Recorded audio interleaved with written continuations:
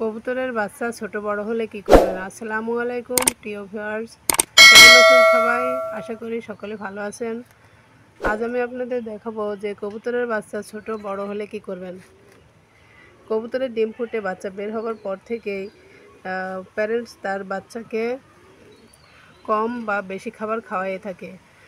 অনেক ক্ষেত্রে দেখা যায় যে একটি বাচ্চাকে বেশি খাবার খাওয়ায় এবং আরেকটি বাচ্চাকে কম খাবার খাওয়ায়।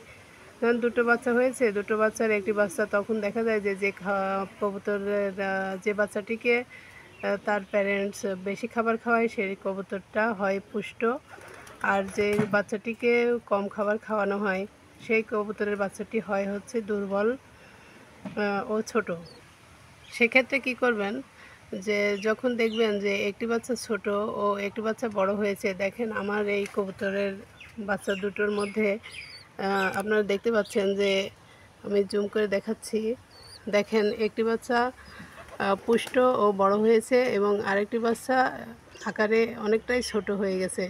আমি আজ থেকে এই বাচ্চাটিকে হ্যান্ড ফিডিংয়ের ব্যবস্থা করেছি, যেন এই দুর্বল বাচ্চাটিও এই বাচ্চাটির মতো সুস্থ হয়ে ওঠে।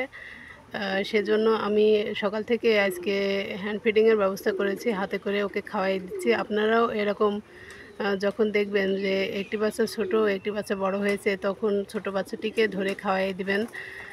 আর আরেকটি কাজ করতে পারেন, সে কাজটি হলো যখন তার প্যারেন্টস বাচ্চাদের খাওয়াতে থাকে তখন বড় বাচ্চাটিকে কিছু সময় একটু নিরাপদ স্থানে ধরে রাখবেন এবং ছোট বাচ্চাটিকে ছেড়ে দেবেন।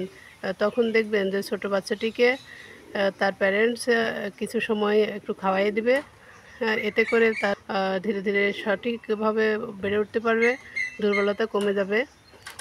আবার বড় বাচ্চাটিকে মনে করে ওই বাচ্চাটি খাওয়ানো শেষ হলেই বড় বাচ্চাটিকেও ছেড়ে দেবেন, যেন কোনোটি যেন দুর্বল হয়ে না পড়ে। দুটো বাচ্চা সঠিকভাবে যত্ন পায়, সেদিকে লক্ষ্য রাখতে হবে। আর যদি এটা সম্ভব না হয় তাহলে একটু কষ্ট করে হ্যান্ড ফিডিংয়ের ব্যবস্থা করবেন, হাতে করে খাওয়াই দিবেন।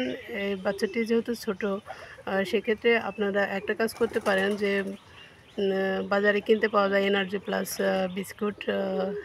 প্লাস বিস্কুট একটু হালকা একটু পানিতে ভিজায় কিছু সময় ভিজায় রাখবেন।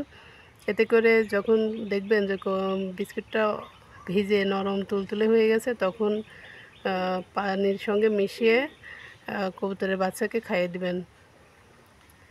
এতে তার খাবারের ঘাটতি অনেকটাই পূরণ হয়ে যাবে।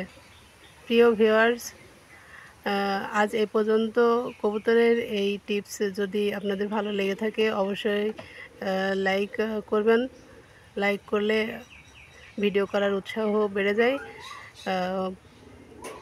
আর নতুন নতুন ভিডিও পাওয়ার জন্য চ্যানেলটিকে সাবস্ক্রাইব করে রাখবেন। যারা সাবস্ক্রাইব করেছেন অলরেডি তাদেরকে অসংখ্য ধন্যবাদ। সবাই ভালো থাকবেন এই শুভকামনায়। আসসালামু আলাইকুম।